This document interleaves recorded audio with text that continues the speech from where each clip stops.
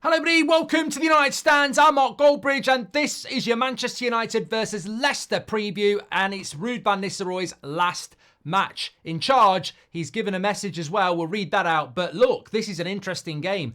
Goodbyes, hellos, whatever. All that matters in this game is 3 points. We'll go through what I think Ruud's predicted team will be, but this is 10th against 13th, but not as you think it is. Manchester United as well, appalling home record when it comes to goals scored. We have only scored 4 goals at home in the Premier League this season, putting us bottom with the likes of Ipswich and Southampton. Brentford and Spurs have scored 13 goals at home. Actually, no, they scored 15 goals at home this season, Spurs and Brentford, 15 goals each. Man United have got 4.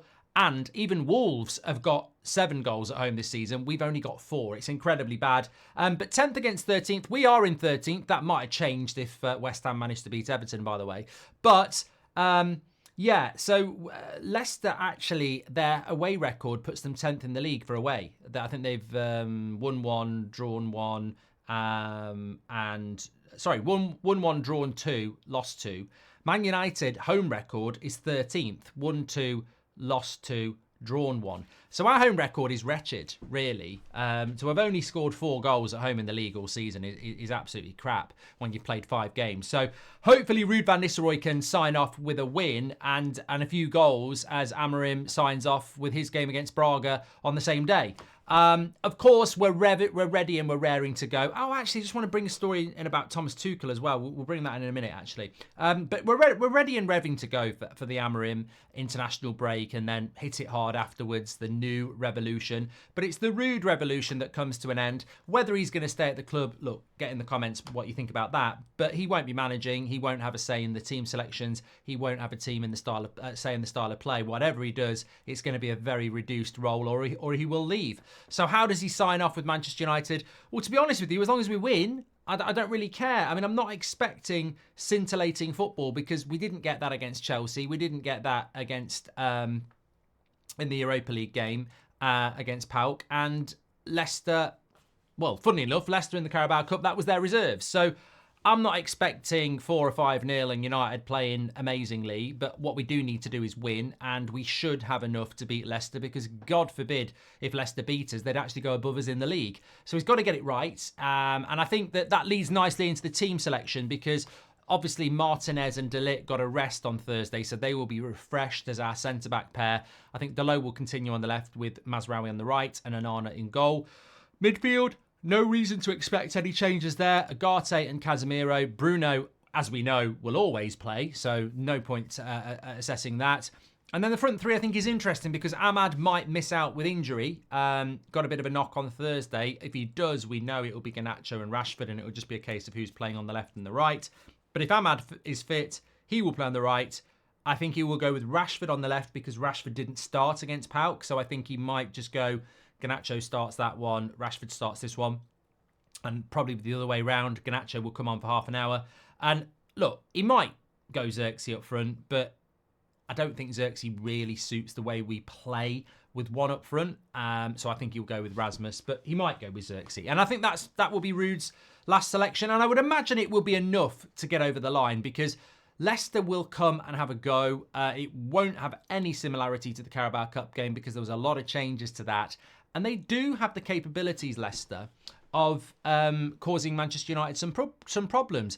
I imagine they're going to soak up pressure and look to hit on the break, which is something that, they won a title doing that sort of stuff. But just looking at their last games, obviously a late equaliser against Ipswich away. Before that, they lost to Nottingham Forest at home. They beat Southampton. They beat Bournemouth. So, look, they've had their run of fixtures where they need to be picking up points, and to a certain extent they have. Old Trafford would be historic for them to come and win where they are in the league at the moment. But Manchester United have to guard against complacency. What we need to do in this game is what we need to do when Amorim comes in. We need to look after the ball. It's probably going to be a low block. We don't do particularly well against low blocks, and we are reliant on moments, and we've got to be better in the final third. We're going to have to be better in the final third for Amorim anyway. I still would say that Ugarte and Casemiro give you a platform. The back four are reasonably good.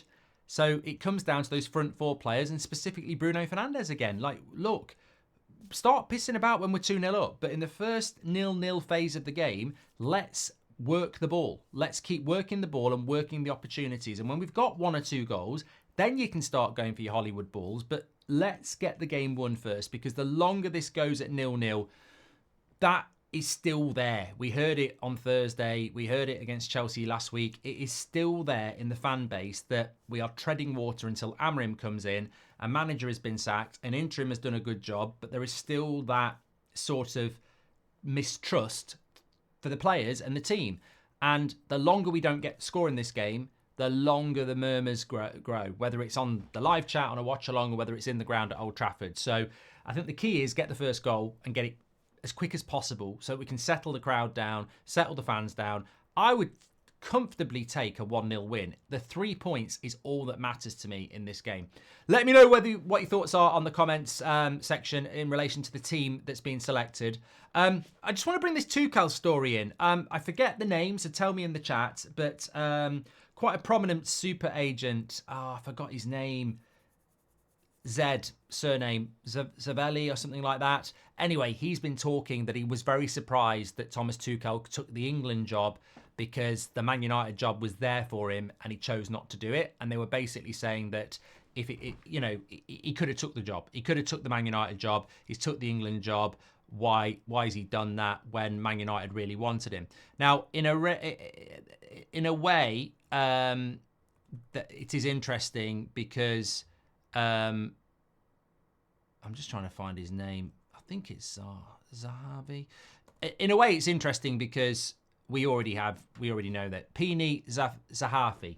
I probably got the name completely wrong, but that is the name. So super agent basically saying that Thomas Tuchel could have been the Manchester United manager, didn't take it, took the England job. What has also been clarified as well is that after Ten Hag was sacked, Tuchel was not approached. This is talking about probably the job in the summer. But I think we all know the solution to this. And the only reason I'm asking it, would you rather have Amorim or would you rather have Tuchel? There was a lot of fans that wanted Tuchel a few weeks ago when Ten Hag was here. But I don't detect that is an issue anymore. I think even the people that wanted Tuchel a few weeks ago would prefer Amorim anyway. And the real reason that we've ended up where we are is because it's the Man United coach now. It's not the Man United manager. And I think Tuchel wanted to be a manager and wanted to have a veto like Ten Hag did in relation to transfers, whereas Amorim doesn't have that. He's more of a coach. That's Thomas Tuchel's choice. But I think, as we've said many times before, because of the way Amorim plays football, Man United's board would be absolutely stupid not to be in discussions with Amorim about the right type of players.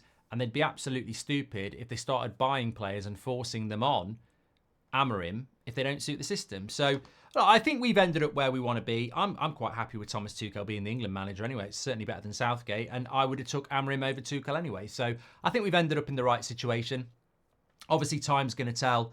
But it would be nice to get this win against Leicester, as I said, because it would be nice for Ruud to sign off unbeaten. And it would be nice for Amorim to pick up this team on a bit of an unbeaten run since the West Ham game, 4 games, with a new start, a new impetus, and a new Manchester United. So, yeah, what my prediction is that we will win, but I want to make it very, very clear that I'm not guaranteeing that. I don't think it's going to be a walk in the park. I don't think Manchester United are just going to turn up and win this comfortably. I think it actually will be quite a difficult game. And I think the key will be how we start and how we look after the ball and how methodical we are. Because I think if we start, riffing and, trying the Hollywood passes or the hero balls, it'll be half time and it'll be 0-0 and everyone will be getting very frustrated. And you don't want to end it on a frustration. I think everybody, look, this is what Ruud van Nistelrooy had to say ahead of his final game. He sent a message to everybody and basically says, I only see good things ahead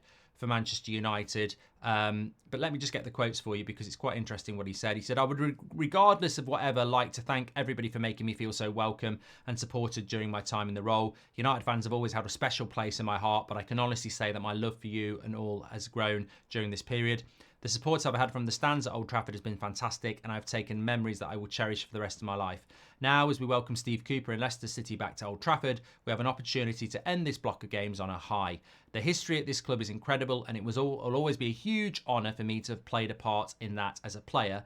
Now, however, I am here as a coach looking towards the future. When I do that, I only see good things for Manchester United. I absolutely believe that this club has all the ingredients to get back to the levels I knew as a player. But it will take a lot of hard work and determination from everyone around the club to get there. From Monday, I will be getting behind our new head coach, Ruud and Amorim, and I urge everyone who loves the club to do the same. I've worked with this squad every day since the summer, and I can tell you that there is huge potential in these players, from the experienced pros down to the lads coming up through the academy. The coaches, club staff and supporters all have a role in helping those players become the best they can be.